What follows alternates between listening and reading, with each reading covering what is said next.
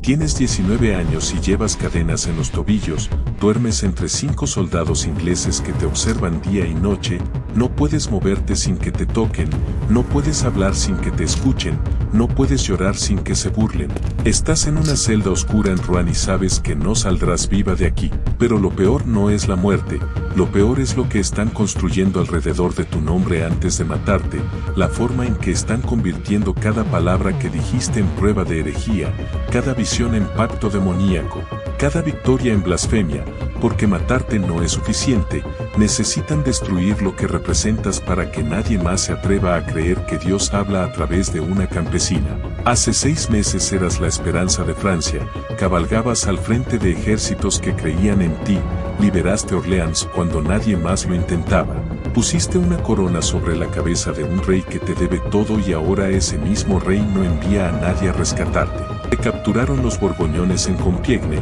te vendieron a los ingleses por 10.000 libras tornesas y desde entonces has sido tratada no como prisionera de guerra sino como una bruja peligrosa que debe ser contenida, humillada, quebrada antes del juicio. Porque el juicio ya está decidido, todos lo saben, los jueces ya fueron elegidos, las acusaciones ya están escritas, solo falta que firmes tu propia condena o que te obliguen a hacerlo de cualquier forma posible. La celda en la que te mantienen no es una celda común, es una torre militar, un espacio diseñado para la tortura psicológica tanto como para la física. Las cadenas en tus tobillos están conectadas a un poste de madera que apenas te deja moverte 3 pasos en cualquier dirección. Los soldados que te vigilan tienen órdenes explícitas de no dejarte sola nunca, ni para dormir, ni para cambiar de ropa, ni para realizar las funciones más básicas del cuerpo. Te dejaron el traje de hombre que siempre has usado, no por respeto sino como trampa,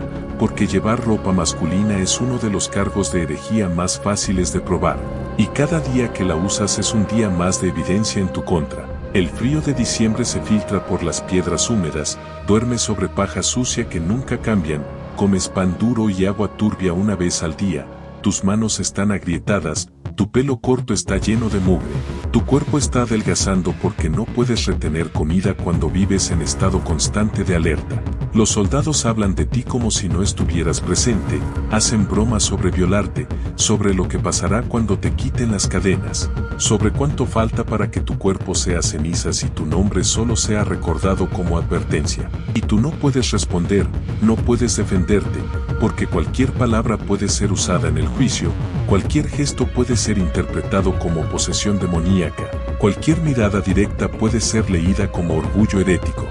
Han pasado semanas desde que te interrogaron por primera vez, y cada interrogatorio es una trampa teológica diseñada por hombres que han estudiado durante décadas las formas de torcer el lenguaje hasta hacerte confesar algo que nunca dijiste. Pierre Cauchon, obispo de Beauvais, es el hombre que dirige este proceso, fue expulsado de su diócesis por apoyar a los ingleses y ahora necesita tu condena para recuperar poder político. Necesita que seas declarada hereje para demostrar que el rey que coronaste es ilegítimo, para borrar cada batalla ganada bajo tu mando, para convertir la esperanza que inspiraste en vergüenza colectiva. Y tiene todo el tiempo del mundo para lograrlo, porque nadie vendrá a buscarte, porque el hombre que pusiste en el trono decidió que eres más útil muerta que viva, porque la iglesia y la corona inglesa necesitan un ejemplo público de lo que les pasa a las mujeres que dicen escuchar a Dios sin permiso.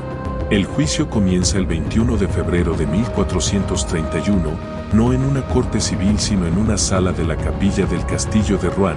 donde 42 jueces eclesiásticos te rodean en semicírculo mientras tú permaneces de pie, encadenada, sin abogado defensor, sin derecho a apelar, sin siquiera entender completamente los cargos porque están formulados en latín jurídico que nunca aprendiste. Cauchon ha reunido a teólogos de la Universidad de París, inquisidores especializados en herejía, clérigos leales a Inglaterra, hombres que saben exactamente cómo construir una condena irrefutable usando tus propias palabras contra ti, y cada pregunta que te hacen es una trampa diseñada para que cualquier respuesta te incrimine. Te preguntan si estás en estado de gracia, si dices que si estás afirmando que conoces la voluntad divina y eso es herejía, si dices que no estás confesando que actuaste fuera de la gracia de Dios y eso también es herejía. Si te niegas a responder estás obstruyendo el proceso y eso confirma tu culpabilidad. Las sesiones duran horas, a veces días completos, te interrogan sobre las voces que escuchaste desde los 13 años, sobre Santa Margarita y Santa Catalina que te hablaban en el jardín de tu padre,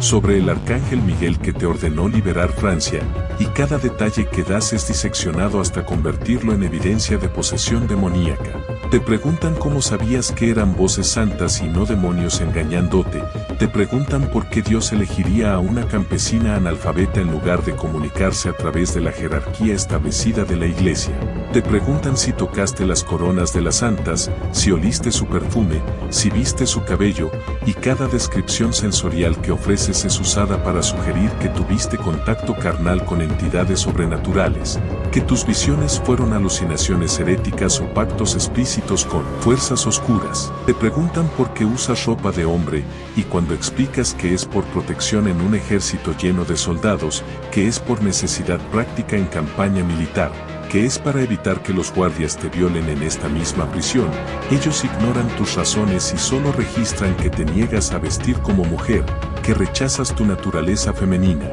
que desafías las leyes divinas sobre el orden de los sexos. Te preguntan por qué no obedeciste a tus padres cuando dejaste tu aldea, por qué no pediste permiso a la iglesia antes de vestir armadura, por qué no te sometiste a autoridad masculina antes de liderar ejércitos, y cada acto de autonomía que tuviste es reinterpretado como rebelión contra el orden natural establecido por Dios, como soberbia demoníaca, como prueba de que ninguna mujer actuando por voluntad propia puede estar actuando bajo inspiración divina. Y un momento específico durante el interrogatorio del 27 de febrero en que uno de los jueces te pregunta si crees que la iglesia militante en la tierra puede equivocarse, si el Papa y los obispos reunidos en concilio podrían estar equivocados sobre tu caso, y tú respondes que confías en Dios primero y en la iglesia después, que si hay conflicto entre lo que Dios te ordenó y lo que los hombres de la iglesia dicen, obedecerás a Dios. Esa respuesta sella tu destino, porque acabas de declarar que tu juicio individual sobre la voluntad divina está por encima de la autoridad institucional de la iglesia.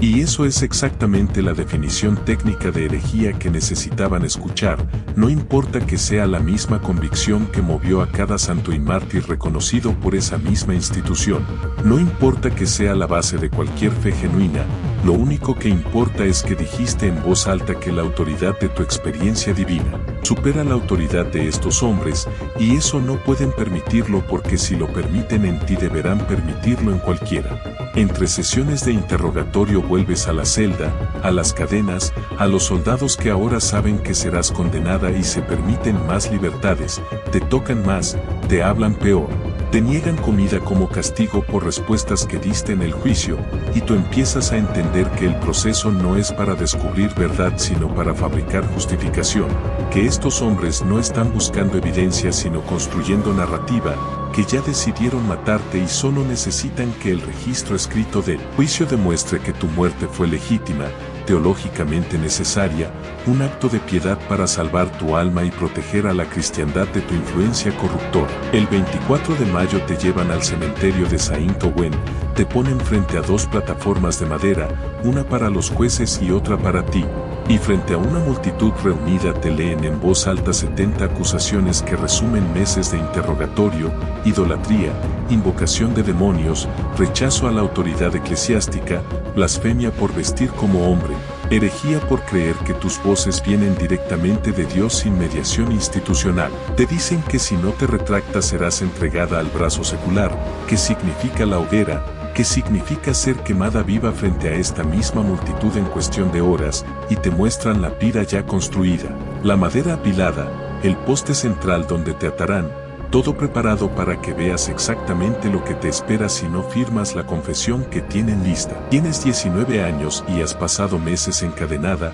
interrogada, humillada, aislada de cualquier persona que alguna vez creyó en ti. Y ahora te ponen un documento frente a los ojos que no puedes leer completamente porque está en latín y porque tus manos tiemblan, te dicen que si firmas esto reconocerás tus errores, te someterás a la iglesia. Cambiarás tu ropa, renunciarás a tus voces, y a cambio tu sentencia será conmutada a prisión perpetua en lugar de ejecución inmediata. Y firmas, haces una marca en el papel porque no sabes escribir tu nombre completo, firmas porque en ese momento la hoguera está a metros de distancia y el miedo es más fuerte que la convicción, porque llevas tanto tiempo quebrada que cualquier promesa de que el dolor se detenga suena como misericordia, porque todavía hay una parte de ti que cree que si cedes ahora tal vez puedas sobrevivir, tal vez alguien venga finalmente a rescatarte, tal vez esta pesadilla termine de alguna forma que no sea cenizas, pero la promesa era mentira. Te llevan de regreso a la misma celda militar, con los mismos soldados, con las mismas cadenas, no te trasladan a una prisión eclesiástica como dijeron, no te permiten estar bajo custodia de mujeres de la iglesia como prometieron, no cambia absolutamente nada excepto que ahora tienes ropa de mujer en la celda, un vestido largo que te dejan sobre la paja. Y cuando te quedas dormida exhausta después de días sin descanso real, los soldados te quitan el vestido durante la noche. Despiertas y solo tienes disponible tu ropa de hombre, la que te quitaron después de firmar la retractación, y enfrentas una elección brutal: salir desnuda de la celda o volver a ponerte el traje masculino que acabas de renunciar bajo juramento, y sabes que es una trampa, sabes que esto fue planeado específicamente para forzarte a violar tu propia confesión, pero no tienes alternativa real porque estar desnuda frente a estos hombres es invitación explícita a violación y ponerte la ropa masculina es reincidencia en herejía. Te vistes, y 3 días después Cauchon entra a la celda con notarios y testigos,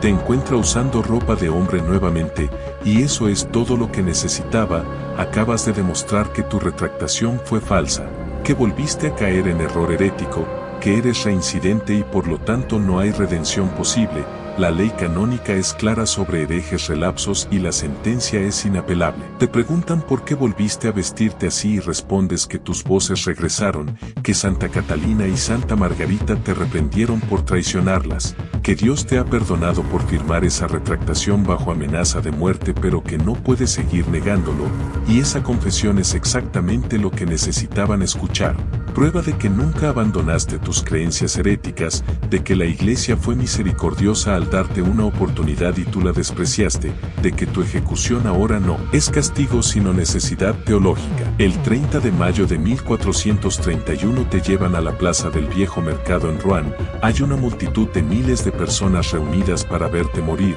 La pira es mucho más alta de lo normal, construida deliberadamente así para que las llamas tarden más en matarte, para que haya tiempo suficiente de sufrimiento visible, para que el ejemplo sea completo. Te atan al poste, te ponen una mitra en la cabeza con las palabras hereje, relapsa, apóstata, idólatra escritas en tinta negra, y el verdugo enciende el fuego en la base. Pero antes de que las llamas te alcancen pides un crucifijo. Un soldado inglés hace uno con 2 palos y te lo sostiene frente a los ojos mientras el humo empieza a subir, mientras el calor empieza a quemar tu piel, mientras gritas el nombre de Jesús una y otra vez hasta que el humo llena tus pulmones y ya no puedes gritar más. El verdugo Jeffrey Darrach confesará años después que nunca había construido una pira tan alta, que recibió órdenes explícitas de mantener tu cuerpo elevado para que la multitud pudiera verte arder completamente, para que nadie pudiera reclamar después que sobreviviste o que tu cuerpo fue rescatado antes de convertirse en cenizas. Cuando el fuego finalmente se apaga,